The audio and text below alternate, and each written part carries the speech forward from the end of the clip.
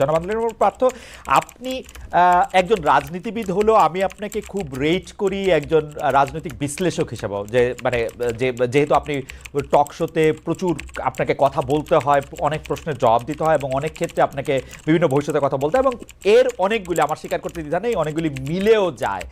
আমি এই জন্য আপনাকে একটু একটু একটু ফরওয়ার্ড লুকিং প্রশ্ন করতে চাই যে গত কয়েক বছর ধরে জনাব তারেক রহমানই আসলে বিএনপির হাল ধরে আছেন। বেগম খালেদা জিয়া চিকিৎসার জন্য লন্ডন গেলেন, শেখ হাসিনা জনরোষে বাংলাদেশ থেকে বিতাড়িত। রাজনীতির এই পরিবর্তনটা আপনি আসলে কিভাবে দেখছেন? নতুন নেতৃত্বে নতুন রাজনীতির সূচনা কি হতে চলেছে?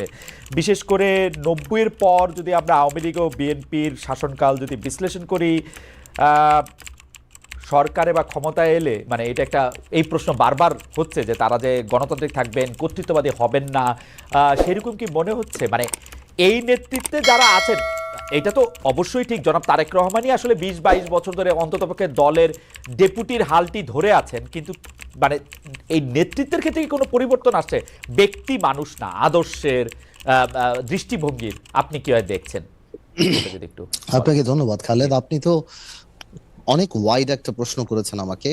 আমি একটু ব্যাকগ্রাউন্ডে যাব। দেখুন, আপনি সমষ্টিগতভাবেই যদি বাংলাদেশের রাজনীতির অবস্থা দেখেন, গত 17 বছরে যে একটা ভীতির সংস্কার, ভীতির একটা সংস্কৃতি আমাদের রাজনীতিতে ছিল, যার কারণে 17 বছর কিংবা 20 বছরে ভালো মানুষগুলি রাজনীতি থেকে দূরে সরে যায়।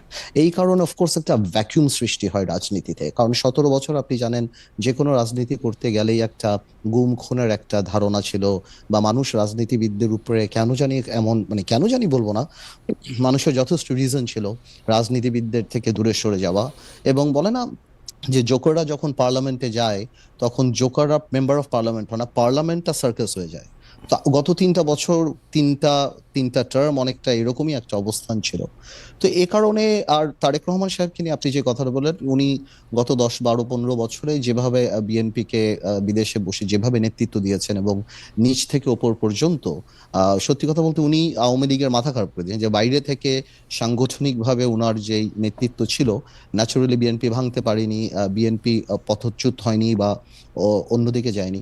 তো সেই ক্ষেত্রে দলের মধ্যে এবং আমি মনে করি সারা বাংলাদেশে ওনার একটা আলাদা গ্রহণযোগ্যতা আসছে। এখন বিএনপি সামনের দিকে যদি ক্ষমতায় আসে, তাহলে বিএনপি কি করবে সেটা নির্ভর করে সত্যি কথা বলতে বিএনপির সমষ্টিগতভাবে বিএনপির মানসিকতার উপরে। বিকজ আপনার ডেমোক্রেসি তো অ্যাকচুয়ালি ইজ আ মাইন্ডসেট। আপনি আপনার বিরুদ্ধের কথাকে সুযোগ দিলে ডেমোক্রেসি থাকবে, আর সুযোগ যদি আপনি না দেন তাহলে ডেমোক্রেসি থাকবে না। তো এটা সম্পূর্ণরূপে একটা মাইন্ডসেটের ব্যাপার। এখন বিএনপি যদি ওনার কর্মকাণ্ডে বা বিএনপির কর্মকাণ্ডে যদি সেই রিসিপিয়েন্ট বা ওই রিসিভিং এন্ডে থাকতে পারে, বা ওই মানসিকতা থাকতে পারে, এবং এই 17 বছর এত কিছু দেখার পরে যে আপনার রাষ্ট্র পরিচালনায় ব্যর্থতা বা পতন, বা যেটা পতন বলবো না, আওয়ামী লীগের তো, যেটা আমি আপনাকে আনঅফিসিয়ালিও বলেছি, যে আওয়ামী লীগ এমন একটা রাজনৈতিক দল যার বাংলাদেশে শুধু রাজনৈতিক পতন হয় না, এই সামাজিক পতনও হয়েছে।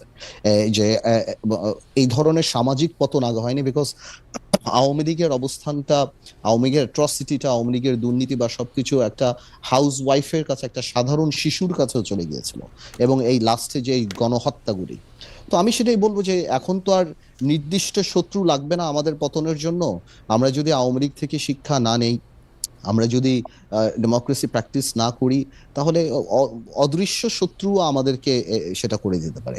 তো আমার মনে হয় ভবিষ্যৎ তো আর আমি বলতে পারবো না, এটা ঈশ্বরের উপর নির্ভর করে। আজকে পর্যন্ত আমি আমার জায়গা থেকে বিএনপির সাথে যতখানি কথা বলেছি, যতখানি রাজনীতি করছি, আমি যথেষ্ট অ্যাকোমোডেটিভ। এবং আপনি যদি ইদানিংও দেখেন, বিএনপির 31 দফা থেকে আরম্ভ করে অন্য সবকিছু, বিএনপি আমাদের সবার সাথেই কথা বলছে, সবার কাছ থেকে ড্রাফট নিচ্ছে, সবার কাছ থেকে উপদেশ নিচ্ছে, তারপর ওনারা এটা বাস্তবে আসছে। তো আমি যথেষ্ট অ্যাকোমোডেটিভ নেচার বিএনপির দেখতে পাচ্ছি। সো ইনশাল্লাহ আমি প্রোগ্রেসিভ থিঙ্কিং, আমি মনে করি আর খারাপ কি হবে, ইনশাল্লাহ ভালোই হবে।